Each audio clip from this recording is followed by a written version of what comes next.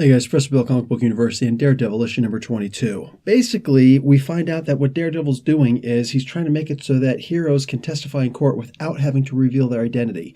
It's not a big deal for somebody like Luke Cage, who's like, hey, I'm Luke Cage. What's my name? Luke Cage.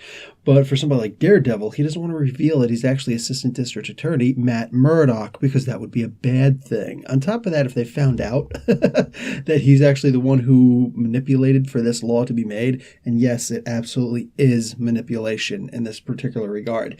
The writers, they know what they're doing here. Like, he knows what he's doing. He's studying up on the law just enough, and making up a couple of, fake laws that, whatever, it's close enough. But this was kind of like a way of Matt Murdock playing fast and loose, so that he could actually go as Daredevil, because now heroes they have that benefit. There's no longer a need for them to beat up and catch and beat up and tie up some criminal and leave him for the police to find and hope that the court system is able to put together enough proof, because they can't themselves actually testify. So they could be vigilantes, but actually have some kind of legal precedent so that they can themselves present evidence and things like that without having to risk losing their secret identity. That is a freaking ingenious plan. Absolutely ingenious.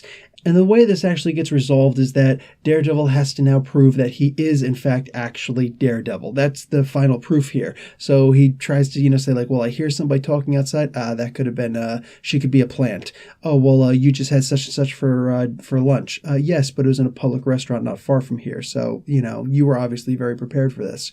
So he's trying to think, like, what can I do? And all of a sudden he realized that Ammo and the rest of his gang called the Clip come walking in. And he's like, everybody get down. So he takes these four guys on, beats two of them in the face with a gavel, like throws the gavel like he's Thor. And he actually makes the comment.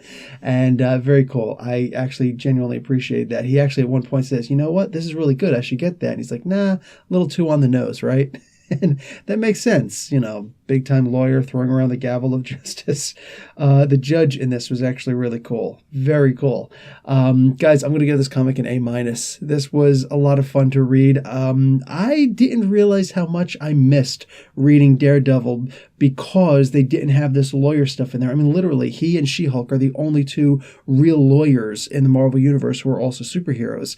And, that's of the major ones. I can't think of any of the minor ones, but that's actually a pretty big deal. And go figure, I actually stopped reading She-Hulk in order to start reading this one, because I just can't, like, prices, Marvel's expensive, and also just the idea that, it's a lot of reading to do. And go figure that She-Hulk is now going to be in the next issue. Hey, if it's any good, I might consider going back and picking up issue 7 of She-Hulk. It's not too late. I'm sure it's still on the shelves. I'm positive it's still on the shelves. But anyway, we'll see. All right, guys, Professor Bill, Comic Book University. Class dismissed.